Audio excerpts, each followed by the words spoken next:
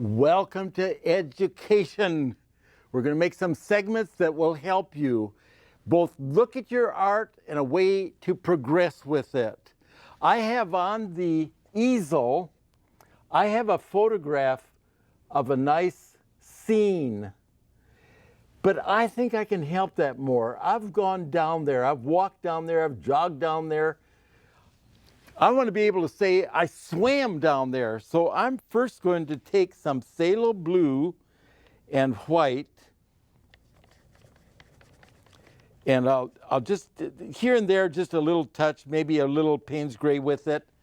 Now see, when I put it on the plastic, the thing that it does, it allows me to judge what it might look like when I put the paint on a painting, or it might be, if I don't like it, I erase it a little bit and try something new. So it's very comforting to have this. So what am I doing? I've swum down this area, so I want to have a little bit of a river, stream. Now I want to have just a little feeling of a little rock jutting out there. So I've stopped there, and I'll kind of complete that a little bit by having some highlights. And we'll start right at, this isn't the source, but this is the first time you see the river coming around there. And then down below, you have this close to the rocks. And there's always just a little bit of gleams off into the other side of the river. I want to be a little stronger right in here. So I came back with more white. See the quantity? That's good. And like I say, if you, after you do it, if you don't like it, you can just wipe it off. But I like it. Now I'm going to go up to the sky, and I'm taking orange and white. And as I do this, I'm looking at two things. To have a nice strong entrance, the contrast, but in doing so, I'm going to cut down into those trees a little bit. So this is, I need more white, so that this is a little wider. There you go. It's a great way to test one of your photographs to see if you like it. And other segments will show you working on a pochade and how you enhance it with this idea. All right, now down below, I want to have an impact. We've put it up there. Notice how nice those branches are against the sky.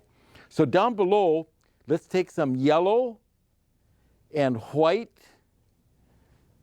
That may be, that's good enough.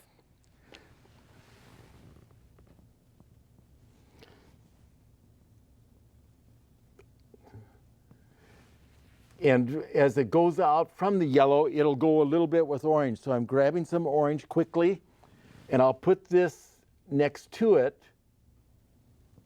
And at the same time, I want some of this to come down on the right side of that tree and there. So you establish kind of a silhouette look.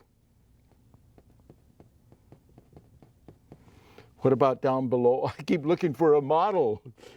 There is no model. We're doing this as we speak. I'll take some more of that orange and white, and I'm going to kind of dance this along. Okay, so that was dancing. Would you like to see that again without the singing? See how nice that is? It sort of puts the back trees just a little further back. And this one has a suggestion of light by it. Let's just enhance it a little bit.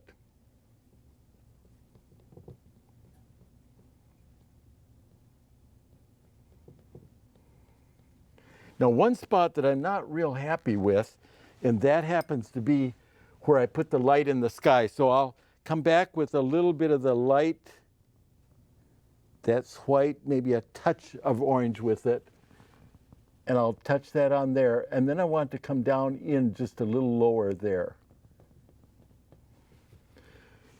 And as I look, and I'm taking some blue and white, as I look at that tree, I have sky showing through, but I don't feel any sky showing through here, so I'll put just a little bit of the sky showing through there. And I think that helps. Over on this side as well. As I look at the tree, I have sort of a little blue on some of the leaves. Let's just suggest a little bit of the blue sky showing there as well. You have blue up there. I'm going to hit the top of this cloud so it isn't quite as high and quite as important. So it's more interest down below. So I feel that on the area there we're strong, maybe just touch a little bit. Boy, that's nice. You can touch the paint, move it around. So let's go just a little lighter. This is yellow and white. Let's take more yellow and just kind of look along here. Yeah, see that brings you forth. It's not all the same value.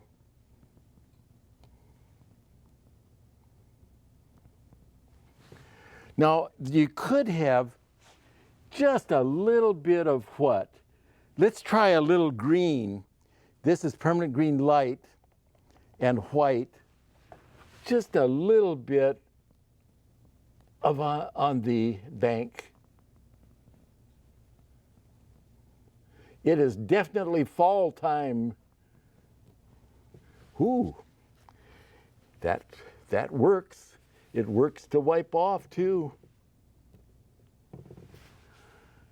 What else should we do? I think just a little touch of kind of a reddish tone, and I want to put this on the side of the tree here. That's just a little lighter. That's a good call. Buck. Down there. Not too much on any of these. Maybe this one could have a little bit of red on this side. And then I'll take just a little bit of red that I have on that and sort of dance it along and give a little more emphasis to the bank. The far side of the river, I can have a little bit of tan color. When I say tan color, I'm looking at raw sienna, which I haven't picked up yet, raw sienna and red and white, just brush mixing. And I'm going to place this on right in there. That'll be a nice bank on the other side of the river.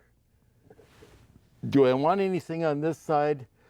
Possibly a little green, permanent green light and white, just a little bit, kind of in the shadows. Oh, I want one other color. Are you here? Did you make the trip? Yes, purple. Purple is always such a good addition. It's a discovery color.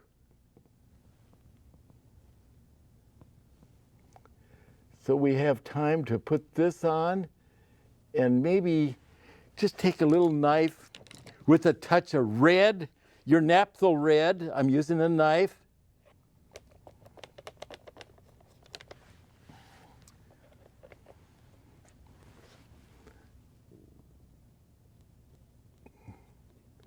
See, it's not a great quantity, but it's a great help.